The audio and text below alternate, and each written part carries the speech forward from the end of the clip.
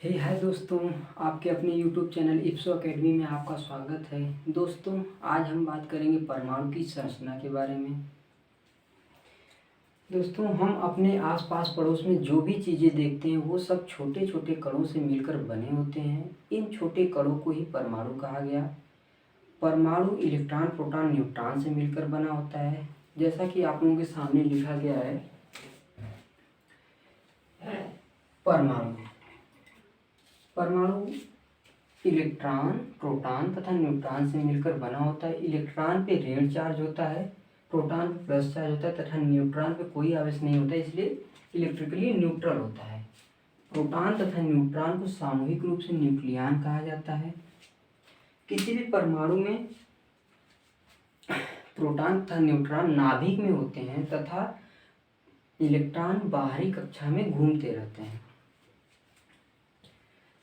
दोस्तों, किसी भी परमाणु के चारों ओर कुछ वृत्तीय कक्षाएं होती हैं। उन कक्षाओं में इलेक्ट्रॉन घूमते रहते हैं। कक्षाओं में इलेक्ट्रॉन निश्चित संख्याओं में घूमते हैं। इन संख्याओं को ज्ञात करने के लिए 2n² का फार्मूला बुरवरी साहब ने दिया था, जिसके अनुसार हम लोग किसी भी कक्षा में इलेक्ट्रॉनों की अधिकतम संख्या को ज्ञात कर सकते हैं। आइए देखते हैं।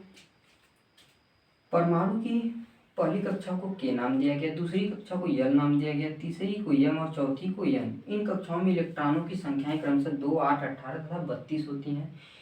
इन संख्याओं को ज्ञात करने के लिए इस नियम में यन की वैल्यू को हम इन कक्षाओं की संख्या के द्वारा रिप्लेस करेंगे। दोस्तों, यन बराबर 1 यानी कि के कक्षा के लिए यन की वैल्यू 1 रखेंगे तो हमें इसमें उपस्थित इलेक्ट्रॉनों की संख्या को ज्ञात कर सकते हैं। एक एकम एक दूना के 2, दैट इज 2 इलेक्ट्रॉन, यानी पहली कक्षा में 2 इलेक्ट्रॉन उपस्थित होंगे। यन की वैल्यू 2 यानी कि यल कक्षा के लिए यन का मान 2 रखेंगे तो 2 दूना के 4 दूना के 8, यानी दूसरी कक्षा में 8 इलेक्ट्रॉन रहेंगे।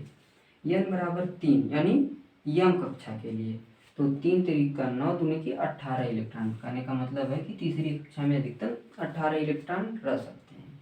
यन बराबर 4 यानी कि यन कक्षा के लिए 4 चौका 16 दूना के 32 इलेक्ट्रॉन, यानी कि चौथी कक्षा में अधिकतम 32 इलेक्ट्रॉन रह सकते हैं।